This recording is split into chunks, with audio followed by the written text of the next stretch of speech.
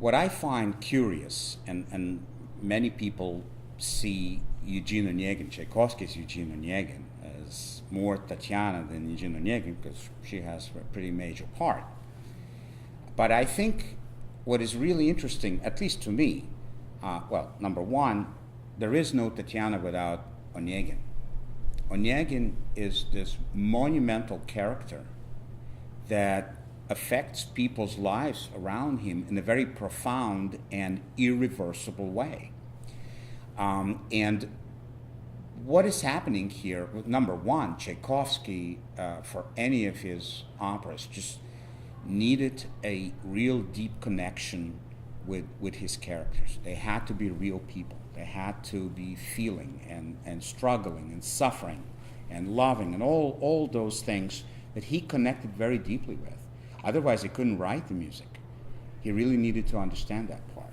So Tchaikovsky, as a sensitive soul that he was, I mean, he would weep reading the poetry and just weep at the story. And I think that he found a kindred spirit with Tatyana. And in the story, Tatyana is a major reader. I mean, she's buried in books, and she's visibly shaken sometimes when at one point her mother is asking, "Are you okay?" And Tatyana says, "Well, I'm just reading. It's so interesting, and the lives of these two lovers and how they suffer that," she says, "I really want to cry when I read this." So I think they share this deep connection to the storyline of whatever they're reading.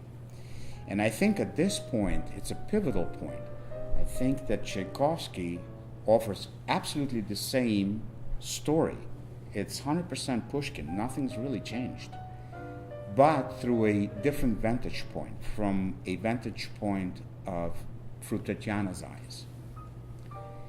And since the story is really about this quest for fulfillment in all of its characters and kind of unfulfilled hopes, I think that he shows us a deeper understanding of what is happening in this story. And therefore, the entire introduction to the opera is Tatyana's themes. And it has this bittersweet feeling to it that really something doesn't resolve very well. You get it from the very beginning. And so through the whole story, the only hope for true love was between two characters, and it's Lenski and Olga, and tragically Lenski was taken from us. And so that didn't happen. But practically every character in the opera doesn't find that true love. If it's a reciprocal feeling between two people, everything is really one way, or somebody's settled for something. And through the line of all of its women characters that discuss that, oh yes, they were once in love, but practicality, and they had to settle for it, and they became busy with life and children and all that kind of thing.